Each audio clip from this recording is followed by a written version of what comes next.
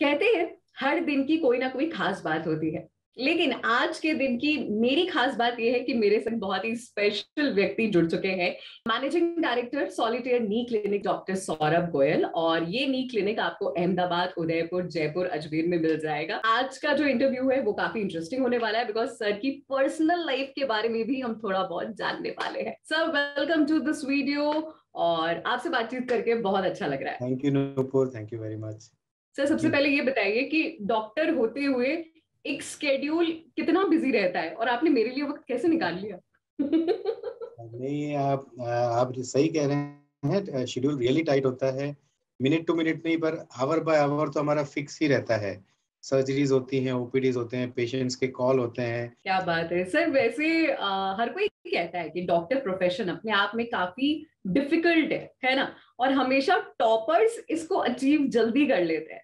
Even मैंने आपकी personal life के बारे में थोड़ी सी स्टडी करी है कि आप हमेशा से एमबीबीएस बैच हो गया या फिर आपका एकेडमिक करियर हो गया, आप सब में टॉपर रहे हैं। और मैं शायद आपकी ही लाइन में सबसे पीछे बैठती थी। मतलब हमेशा टॉपर होना कैसा फील देता है और इसके पीछे का सीक्रेट क्या है? हमारे जब फ्रेंड्स मस्ती करने जाते थे, हम लोग बुक्स में घुसे हुए रहते थे। मेरी फैमिली में बहुत सारे डॉक्टर्स हैं।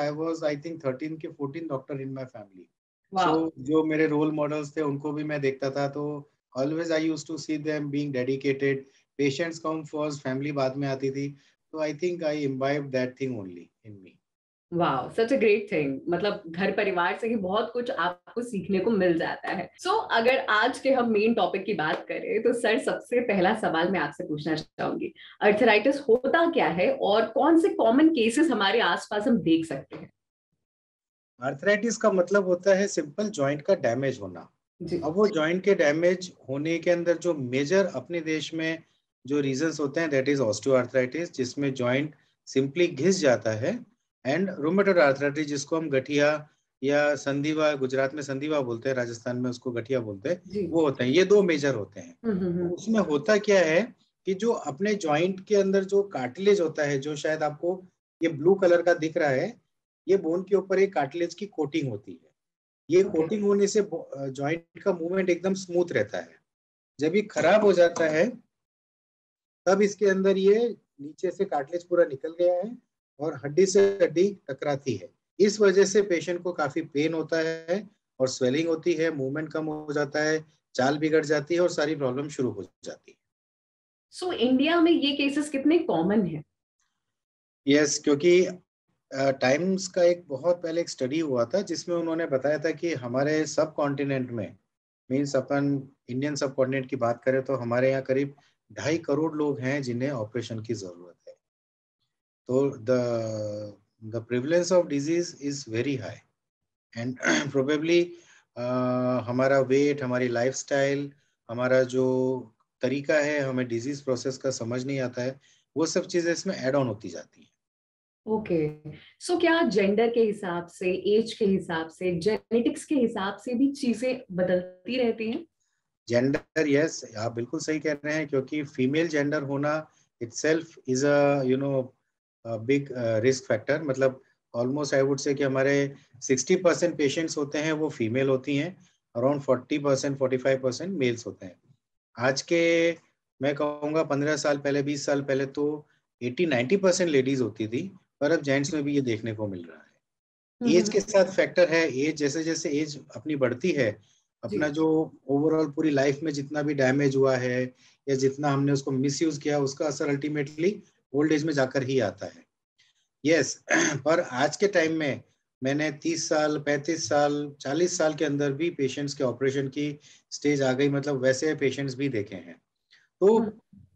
मैं दूसरी बात कहना चाहूंगा कि अगर आपका ज्वाइंट बिगड़ जाता है तो वो क्या एज है वो मैटर नहीं करती है, क्या या। स्टेज है वो मैटर करेगा। अगर आपकी ग्रेड 4 आर्थराइटिस हो चुकी है, आपका ज्वाइंट बिल्कुल खराब हो चुका है, तो फिर ऑपरेशन करना ही आपके लिए ज्यादा बेटर ऑप्शन रहता एग्जैक्टली। इन सिचुएशन की शुरुआत कहीं ना कहीं से होती होगी। है। यस, उसकी पहचान कैसे करें, फर्स्ट सिम्टम? ये बहुत जरूरी है, क्योंकि इसमें है ना, मेल और फीमेल दोनों का पैटर्न अलग अलग होता है। ओके। लेडीज के अंदर जो होता है ना, ये भगवान ने बनाया। ऐसा नहीं कि जेंट्स जो है वो बहुत सहनशील है, उन्हें पता नहीं चलता, ऐसा नहीं है। लेडीज के अंदर पेन जल्दी और ज्यादा होता है। तो वो जल्दी डॉक्टर के पास आती हैं, वो जल्दी मेडिकल अटेंशन सीख करती हैं, तो उनका इनिशियल फेज का ट्रीटमेंट इज बेटर, मतलब वो उस ट्रीटमेंट का लाभ डेफिनेटली उठा सकती हैं। जबकि मेल्स में क्या होता है कि उनको दर्द इतना जल्दी और ज्यादा नहीं होता है। हमें एक्सरेज में पूरी तरह से डैमेज जॉइंट दिखता है, पर पेशेंट बोलेगा कि मेरे को कोई दर्द नहीं है। हाँ, उसकी चाल बिगड़ जाती है, उसका चलने का पैटर्न चेंज हो जाता है, ज्यादा लंबा चल नहीं पाते, थक जाते हैं, बैठना चाहते हैं, है ना, ये सब होता है। पर दर्द काफी लेट सिम्टम होता है। पर इन जनरल दर्द के अलावा अगर आपके जॉइंट में स्वेलिंग आ रही है, अगर आपकी चाल बिगड़ गई है, अगर आपके जॉइंट में से एबनॉर्मल साउंड्स आ रहे हैं, तो ये आर्थराइटिस के लक्षण होते हैं। सो सर, ट्रीटमेंट के ऑप्शंस क्या क्या हैं? ट्रीटमेंट इनिशियल फेज में तो अगर पेशेंट आ सकता है, अगर आ जाता है हमारे पास समय से, तो हम लोग जी। उसको नॉन मेडिकल ट्रीटमेंट या प्रिकॉशंस वो सब समझा सकते हैं। मैं बात करूंगा लोअर लिम्स, मतलब घुटने और कूल्हे के जोड़ के बारे में ज्यादा। तो उसमें जैसे ये भ्रांति रहती है कि हमें चलना बंद कर देना चाहिए। पर्टिकुलरली नी के अंदर चलना बंद करना इज नॉट गुड। अपना जो मैंने आपको कार्टिलेज दिखाया था, वो उसका न्यूट्रिशन जॉइंट में से आता है, उसकी ब्लड सप्लाई नहीं होती है। तो न्यूट्रिशन वो ड्रॉ करता है जॉइंट में से। तो जब वो मूव करता रहेगा तो उसको न्यूट्रिशन अच्छा मिलता रहता है। तो चलना बंद नहीं करना चाहिए। मैं हमेशा पेशेंट्स को बोलता हूँ कि अगर आपको कुछ चलने के बाद थकान हो जाती है, से आप 200 मीटर 300 मीटर चल के थक जाते हो, तो आप 300 मीटर मत चलिए, आप 200 मीटर चल के बैठ जाओ। 10 मिनट आप बैठ जाओ, 2 मिनट बैठ जाओ, पानी पियो, सांस लो, भगवान का नाम लो, फिर खड़े होके चलो। सो चलना इज वेरी वेरी इंपॉर्टेंट, क्योंकि मेडिकली बहुत सारे इश्यूज हैं जो नहीं चलने की वजह से अपने अंदर आते जाते हैं। तो चलना जरूरी है। अपना वेट कंट्रोल में रखिए, न्यूट्रिशियस डाइट लीजिए। अगर आप चल नहीं पाते हैं तो एक बहुत अच्छा ऑप्शन है साइकिलिंग। और सड़क वाली साइकिल नहीं, आप घर के अंदर ही साइकिल लेके उसके ऊपर बैठ के 15-20 मिनट दिन में एक बार, या संभव है तो 2 बार आप उसको चलाइए।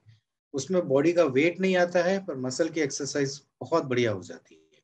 ओवरऑल बॉडी की बहुत अच्छी एक्सरसाइज हो जाती है। एंड अगर आपको जॉइंट्स में पेन है तो जमीन पे मत बैठिए।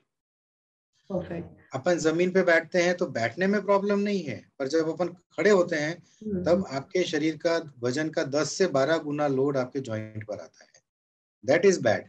मतलब लोग कहते हैं कि नहीं हम बैठ जाते हैं तो पैर सीधा करके बैठ जाते हैं। आपको बैठना है तो आपको जैसे बैठना है बैठिए, पर खड़े होने में लोड पड़ता है। तो अगर आपको आलती पालती लगाने का शौक है तो आप ऊपर बैठिए, पलंग पे, सोफे पे, या कुर्सी पे, या हाई सरफेस पे बैठिए, ताकि आपको उठने में दिक्कत नहीं आए, आपका लोड नहीं बढ़े। तो जमीन पे बैठना तो डेफिनेटली नो है। हमने ऐसे भी पेशेंट्स देखे कि आपको मना किया है नीचे बैठने के लिए, बोलते हम नहीं बैठते, पर फिर पूछने जाते हैं तो नहाने के लिए बैठ जाते हैं 5 मिनट, खाने तो हम नीचे बैठ के ही खाते हैं, हम कपड़े धोने के लिए, बर्तन धोने के लिए, झाड़ू पोछा, मतलब पूजा के लिए, ये कुछ ना कुछ 5-5 मिनट के काम दिन में 5-7-10 बार कर लेते हैं। तो जब वो उठते हैं तब सीवियर लोड आता है। तो दैट इज बैड। इसमें हर स्टेज के हिसाब से ट्रीटमेंट होता है। और जनरली अगर पेशेंट टाइम से आता है और चीज़ों को समझ सकता है, तो हम लोग जनरली नॉन सर्जिकल ट्रीटमेंट पे ज़्यादा जोर देते हैं। लाइक आपके लाइफस्टाइल चेंज करने का, ज़मीन पे मत बैठिए बिल्कुल भी, आप सीढ़ी चढ़ना उतरना थोड़ा अवॉइड करें अगर पॉसिबल है तो, आप ज़्यादा खड़े रहना अवॉइड करिए। तो वो चीज़ों का आपको रहता है। माइल्ड एनाल्जेसिक्स, पेन किलर्स आप ले सकते हैं, जो कि आपको इन्फ्लेमेशन जो है, जो अंदर सूजन आ रही है जॉइंट्स में, उसको कम करेगा। सेकेंडली आपका जो वेट है, अगर सपोज आपका वेट नॉर्मल से ज्यादा है, आपका बीएमआई ज्यादा है, तो उसे घटाने का प्रयास कीजिए। जितना आपका 1 किलो का बढ़ा हुआ वेट आपके जॉइंट पे 10 किलो का लोड बढ़ाता है। आप जितना लोड कम कर देंगे उतना जॉइंट के ऊपर लोड कम हो जाएगा। मसल्स को डेवलप करने की कोशिश कीजिए बाय वॉकिंग और बाय साइकिलिंग। जितना आपके मसल्स मजबूत होंगे उतना जॉइंट के ऊपर लोड कम आएगा। आपको उतना लोड कम आएगा तो आपको पेन भी कम हो जाएगा। डिजीज प्रोग्रेशन जो है, जो बीमारी आपकी रोज बढ़ रही है, उसको भी, उसके ऊपर भी असर पड़ेगा। बट ये एक अर्ली स्टेज के अंदर काम देते हैं, लेटर स्टेज में नहीं देते। जैसे मैंने आपको बताया कि ये जब जॉइंट पूरे तरह से डैमेज हो चुका है, कार्टिलेज पूरा लॉस हो चुका है, तो हम इसको किसी भी प्रकार की मेडिसिन से इसको रिक्रिएट नहीं कर सकते। इस स्टेज में और कोई काम नहीं करेगा। Then you have to go for a joint replacement. तो उसमें क्या है कि जो डैमेज हुआ हुआ पोर्शन है या उसे हम इस तरीके से शेव करके काट के और निकाल देते हैं। इसमें पूरा जॉइंट अलग से नहीं जाता है, या खाली डैमेज पोर्शन को निकाला जाता है। एंड इसके ऊपर इस तरीके से मेटल का पार्ट लगाया जाता है। ऊपर एक ऐसा कैप आ जाता है और नीचे ये ऐसा कैप आ जाता है। एंड ये बीच में प्लास्टिक आ जाता है और ये नॉर्मल जॉइंट अपना इस तरीके से फिर से काम करता है। तो जो गैप होता है जो रिक्रिएट हो जाता है, स्मूथ हो जाता है और पेशेंट पेन फ्री हो जाता है, आराम से चल सकते हैं। हमारे पेशेंट्स तो 40-40, 50-50 किलोमीटर डेली चलने वाले भी हैं। 5-7 किलोमीटर तो प्रैक्टिकली सब चलते ही हैं डेली। सो या उनको क्वालिटी ऑफ लाइफ मिलती है।